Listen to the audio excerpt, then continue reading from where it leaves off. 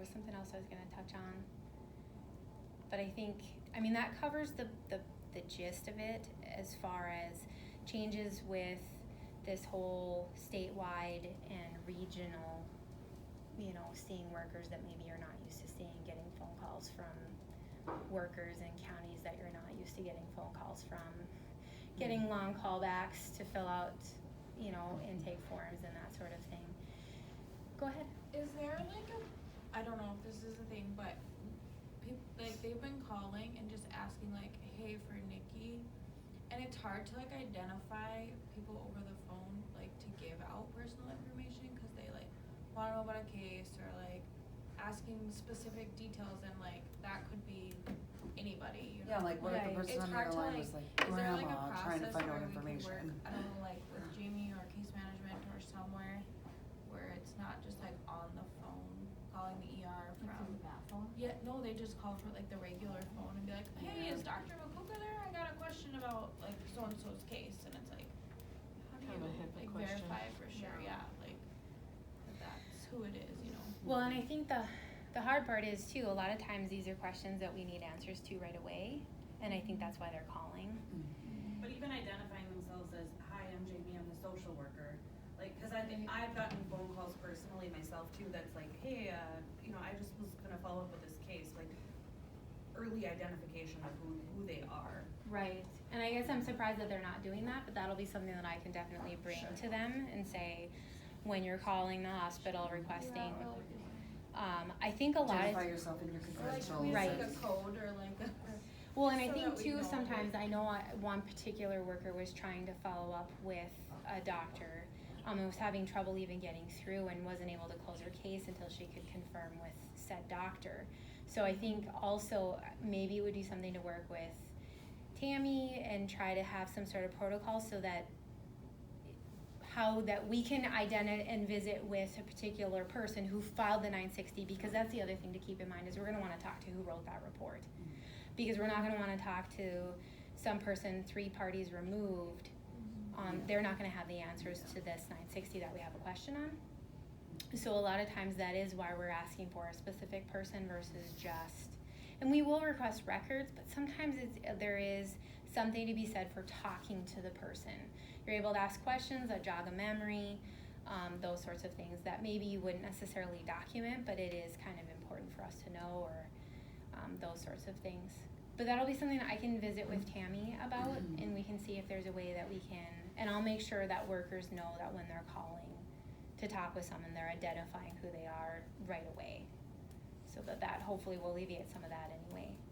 Go One ahead. of the things I do infection control, but sometimes somebody will call me and want something, and I'll say, please fax me something. It only takes a couple seconds, they tell me who they are, and they show me the hospital that they're doing it from. So you might be able to say, this is so-and-so, and I'm a social worker from this, and then have something to identify and fax it, and then say I'm gonna with their letterhead on it or whatever. Yeah, Call put your back heading and on it and numbers. say, yeah. And I can suggest that. I don't know how efficient that's going to be.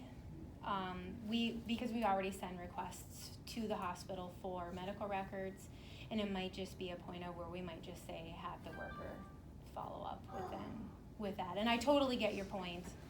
I totally get it, but yeah, it's just hard. They call we're in the middle of something, and then they're just hey, this is whatever. Right. And I'm wondering about this person's case. Well, it could be the mom calling about the case or something. That's. I think between Tammy and myself and you, we'll come up with some kind of process, and we'll share that process with them. Just to make it clear. Yeah. Yep, and that way it should be the same for everyone, Right. and that it would be not necessarily something that someone outside our circle is going to understand or know that they should be doing. And we'll make it simple. I think Right. it's simple and clear. Yeah. So I have a question about that. I filled out one a while ago, not that we fill them out very often, but I had filled out a 960 form, and I actually put my cell phone down on it because I worked nights, so I knew that if you called during the day, you weren't going to get a hold of me, and I'm the one that had the concern. Is that inappropriate to put our own personal number down so you can call the person directly and say, you're the one that filled out this form, can I talk to you about it? I'm kind of two minds when it comes to that. So And I remember having seen a 960 from the hospital with what will look like a personal number, and I told the worker to not call it. For a couple different reasons. Like, I get where you're coming from, and I appreciate that wholeheartedly, but I don't know that we should necessarily be calling you outside of work. I understand, you know, that we do have questions and we are gonna need to get a hold of you. The other thing to consider is that information is confidential, but if we ever end up going to court, that information can be released. That means your personal cell number, your personal address is gonna be out there to the people that you possibly reported on. Sure. And that would be my concern with that, but that's more of you guys. But those are things to consider. Your information is entirely confidential. When we go out and we meet with the family, we don't confirm or deny who sent the report in, you know, and they're gonna jump to conclusions, but we don't say yes or no, because everybody, a lot of times, they jump to conclusions and they're way off. And we can't tell them that it wasn't so-and-so. But if we do end up in court, basically it's a judge that Public can record. release that from, well, it's not necessarily public record. Child court cases are entirely confidential. However, a judge can release us from our confidentiality if their defense attorney wants to know who filed the report. And then it's, well, we received a report from CHI, and then basically that information is out there. Sure. So, something to consider. It might be an idea, maybe if we call, then if you're willing to give that information, give it to us over the phone. Sure. I think So that it's not probably better written on practice. the record? Yes. I think we'll stick with probably CHI's address and phone number, and then like you said in that case, like if you call and Rain isn't here, Yeah. I can say, I'll provide you with I'll check with her, provide you with her cell phone number, because that's not something that's gonna be on the form, Right. correct? Yeah, yep, Okay. yep, and then you can, yeah, and if it would be, cause I mean, we get ones where it'll be like a direct line or, you know, your beeper number or whatever that is, so that we can get to you directly and leave you a voicemail at work though. Sure. Because there will be times where if it's information that we really need, we work outside of traditional hours. So coming in, I mean, 7 o'clock typically isn't, although I wasn't here at 7 and I do apologize again, I feel so bad. But, I mean, usually a lot of the workers aren't in until 8. And they'd leave at 4:30 or 5, but there are some of us who stay later. And if it was something that we needed to, and we found out you were on at 6 or whatever, we might be able to hop back in, give you a quick call, take up 10 minutes of your day and be done. So, Yeah, I was like back and forth on what to do there, and she actually, one of your workers actually did end up calling me Right. and asking me questions, and I just talked to her about it. So, but I was like, I'm not sure what to do there, but I was like, We probably Yeah. thought the same thing. yeah. and then one other thing, kind of memory here. Usually I go off of PowerPoint, so I'm sorry if I feel like I'm jumping all over the place. One other thing is you're only a mandated reporter when you're on the clock, so keep that in mind. You're not a mandated reporter when you're at Walmart shopping with your family. You're only a mandated reporter when you're here. So, you know, that law only applies to you. You can still report. Anyone can report, but you shall report while you are here. If you learn of it during the course of your regular day as your professional, you know, whatever that happens to be, nurse, doctor, however that goes. So just kind of keep that in mind, because that has been a kind of a gray area, and some people had even thought that had changed, but I think it was just an interpretation of it. So just keep that in mind. Questions? Anything that you guys had burning questions that I did not address on that? Pretty sure I covered the bulk of it. Most questions typically just tend to be around what to report, like what sorts of things and questions on that.